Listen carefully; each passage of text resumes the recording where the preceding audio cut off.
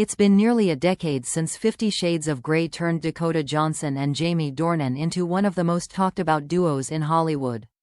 The trilogy launched careers, broke box office records, and ignited endless conversations about love, power, and passion.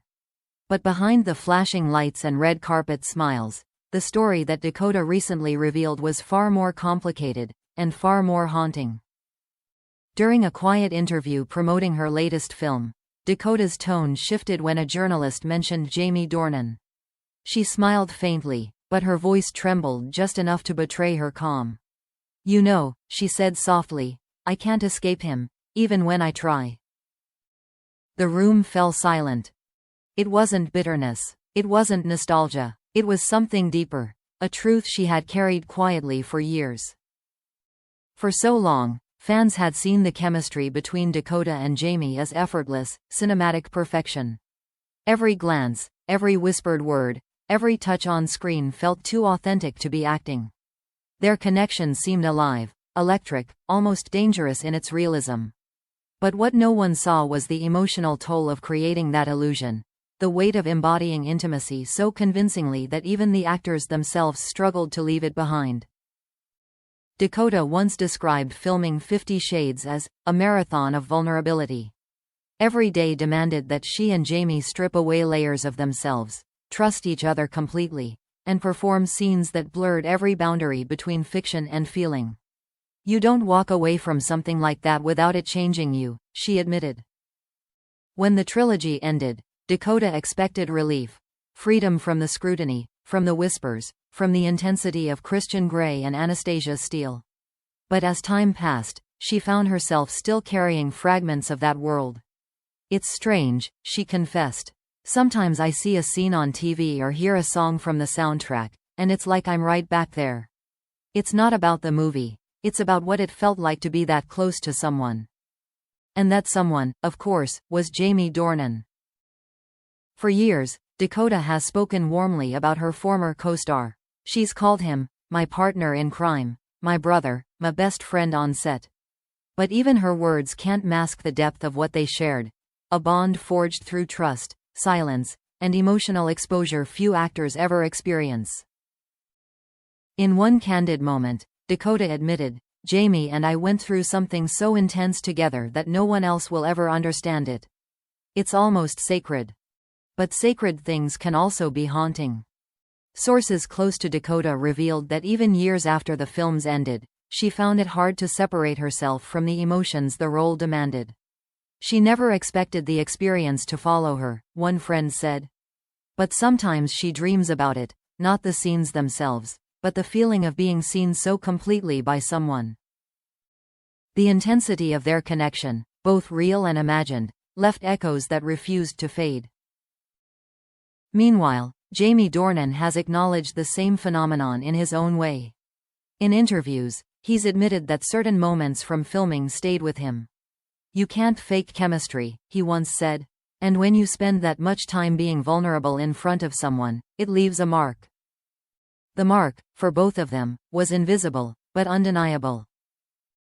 For Dakota, the haunting wasn't about obsession or regret.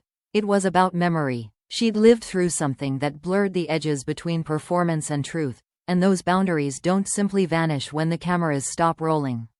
"You can close a script," she said in one interview, "but you can't close what it opened inside you."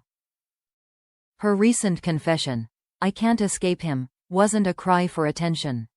It was an admission of emotional reality.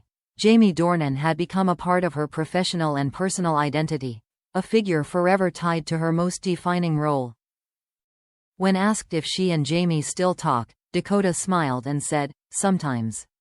But we don't need to say much. We've already said everything we needed to."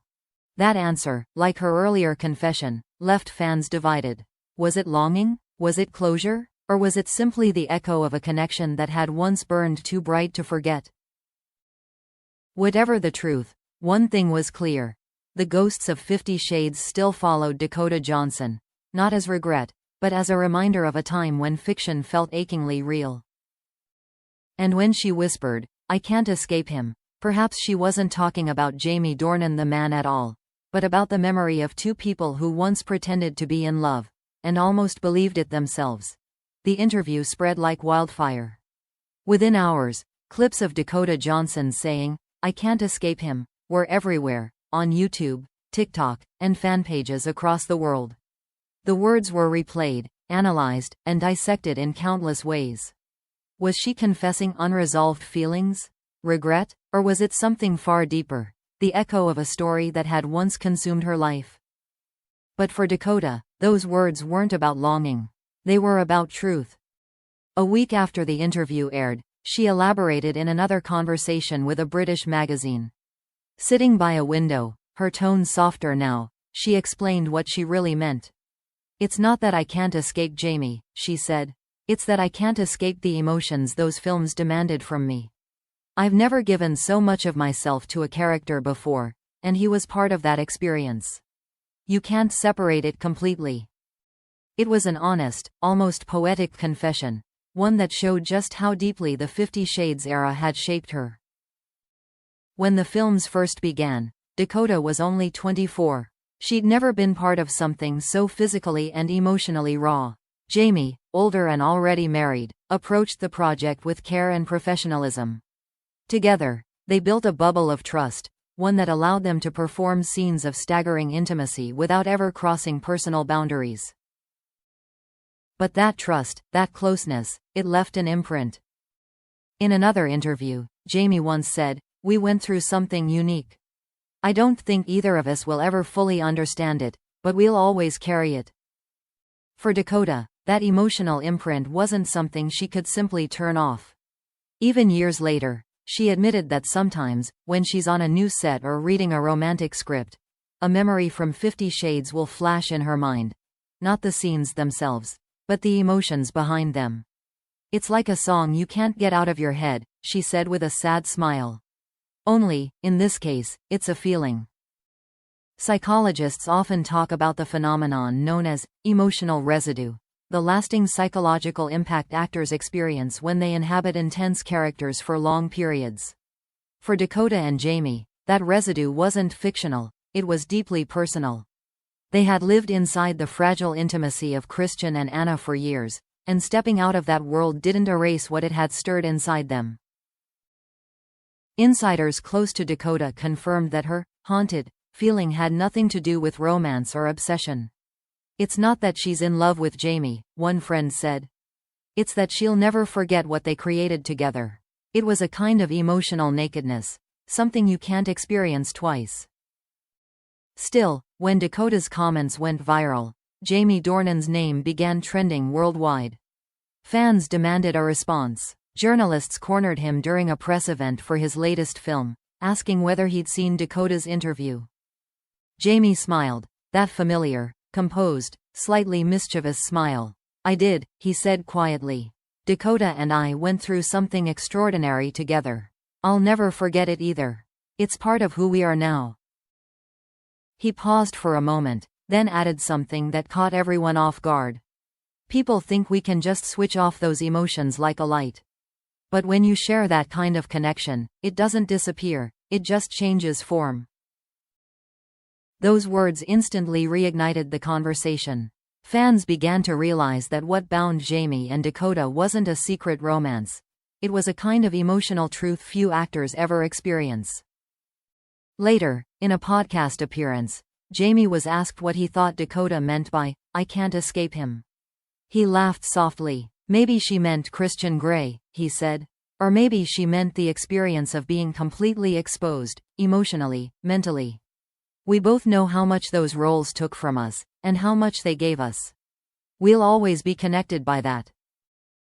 That connection, though invisible, had outlasted the films themselves. Even now, years later, fans still feel it every time the two appear together at an event or speak each other's names.